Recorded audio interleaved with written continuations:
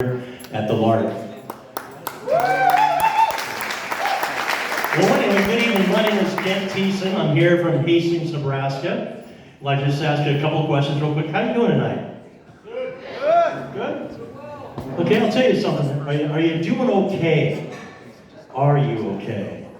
Well, let me tell you about a night when that question was asked to me a few times. You see, a couple months ago when we had that hailstorm like from out of the blue, I was heading back on 281, coming back on about 11:15, and I heard the weather alert came on, and they said that Hastings was going to be getting hit about 11:35. So it's about 11:20, and I'm thinking, hey, I want to listen to Alice Cooper here. I don't want this interruption by the weather alert. But anyway, so I'm cruising along. I'm going about 65, 70 miles an hour. The road is dry. I'm thinking I've got 15 minutes to get home. I'll be fine. And about 5 minutes later, out of the west comes this horrendous wind, rain, and hail. I went from the right side of 281 heading south back to Hastings to the east side of the lane, sliding sideways. Then I'm facing north, and I'm going 60, 65 miles an hour now, and I'm sliding back the other way towards ditch, going, okay, here goes, I'm gonna roll it, folks. So I held on the steering wheel, and as I slid sideways into the ditch facing east, all of a sudden the car started slowing down. I thought, holy shit, man, I didn't roll it. And I looked, and I slid into the side of a big bush. So I'm feeling over, going, okay, I'm all right, I didn't roll it. Reached over to my phone, I called 911. And the lady said, 911, what's your emergency? I said, I just slid in the ditch. It's raining like crazy, the hail's coming down, my car's beating the hell by hail. I don't know where the hell I'm at. She goes, but are you okay? I said, yes. She goes, I've got you pinged. You're just south of Donovan, right by Rosedale Road. She goes, I'll get help out there right away. I said, okay. She goes, but are you okay? I said, yes, I'm okay. And about that time, ladies and gentlemen, I looked to my right, a car started about 5 to 8 feet away from me on the side of the road, stopped. I thought, okay, someone's gonna come down and help me out. Then all of a sudden, the rain started coming down, the car says, the hell with this, and took off. So I look up and I'm going, okay, great. So I'm trying to get the car to go back up the ditch, and it's not going anywhere, folks. I looked off to my left, there's a car stopped. A guy gets out of the car. He walks down towards me. He's wearing a gray-white shirt. He's looking at me, and I'm looking back at him. I can't see his face, but he says to me, sir, are you okay? I said, yes. I said, I've got help coming. All I need is just a tow rope to get me out of the ditch. He goes, no, sir. Are you okay? He said this in a very monotone voice. And I said, yes. I said, help's coming on the way. He says, I have a tow chain. I'll be right back. He turned around and went back up to his car. Just seconds later, another car pulls up behind him. Now this guy gets out of his car, comes running down towards my car. He's wearing a purple shirt. Over on this side would be where the name is of the company, and over here is going to be the name of the person. Now, I could not see anything, the name of the company or his name, but I could see his face clear as I'm seeing you right now in front of me. This guy had dark eyes, dark hair, dark mustache, dark beard. He looked at me, and I had my window enough where he could look into me. He says, sir, are you okay? I said, yes!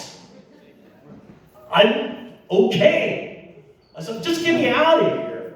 I said, that guy he's coming back to get me. He's got a tow chain tow over something. Yes, I'm okay.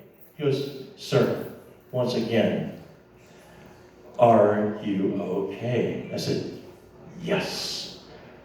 About that time, this first guy comes back down.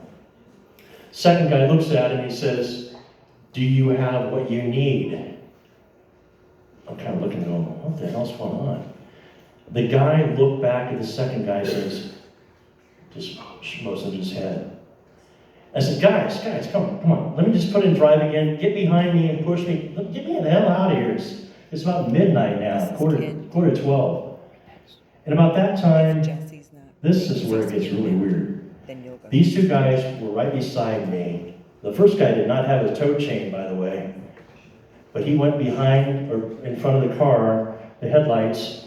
He got to the other side. I went to put it in drive. Now, if any of you have ever been stuck before, you know that you bark orders or orders are barked at you about putting in drive, let's rock it, push it, and get out of here.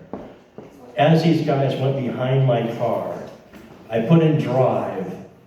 All of a sudden, there was an orange-yellow glow inside my 2009 Chevy Impala.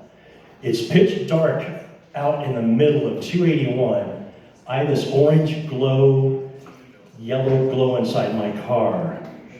As I put in drive, I felt the car lift up, no orders, nothing was being told to these guys behind me. As I glided to the top, now take in mind, a few minutes earlier, I was spinning my wheels, I wasn't going anywhere. I went up to the top of the road and I slammed on top of the highway. I looked to my right, to the guy in the gray white shirt. He was gone.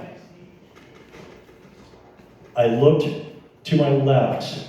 The other gentleman was there in a heartbeat in his vehicle. He looked at me, I looked at him. He said, you might want to put your flashers on. I go, okay. Turn back, hit the flashers to get on, look back to tell the guy thank you. He was gone. There was no taillights, nothing out in the middle of 281. I'm thinking to myself, geez, I'm not high, I'm not drunk. What the hell just happened? And about a minute later, I looked in my rearview mirror. Here comes the lights behind me from the Hall County Sheriff and then the State Patrol. I get out of my car. The first thing that the sheriff's deputy said to me was, are you okay? And about this time, I'm done with the are you okay thing. I said, yes. He says, but your car is here. It's supposed to be over here in the ditch. I go, I know. I said, I had two guys that helped me out. So we filled out the accident report, and I'm driving back to Hastings. My car was literally, had a few dents in the back end and stuff. But I drove back to Hastings, and the next morning, I get up and I look at my phone, and I go, what the hell is this message? The message was simply, I may want to put your flashers on, was on my text on my phone. There was no phone numbers, nothing else. But I had that message. I go, was that a guardian angel or two? Did I see somebody that said, no, we're not ready for Kent Theesen yet? And what makes the story really crazy is last week, I was going to do this reading here as well. I was telling my coworker at work that I was going to do the talk. And about that time, I felt my phone buzz in my pocket. I go, what the heck's that? Pulled it out. There was the number 777. Now, if any of you folks know what 777 means, if you don't, Google it, and you'll know more after tonight. But I will tell you it in a nutshell to wrap things up. The 777 is an angelic number, meaning that there's divine guidance set for you. So I'm telling you tonight, I used to laugh at guardian angel stories. I used to snicker, think that's just bullshit. But let me tell you something. I believe in guardian angels. I'm okay. The question I have for you folks, are you okay? And if you're not, please look for help. I did. I feel better. My name is Kent. Enjoy the night.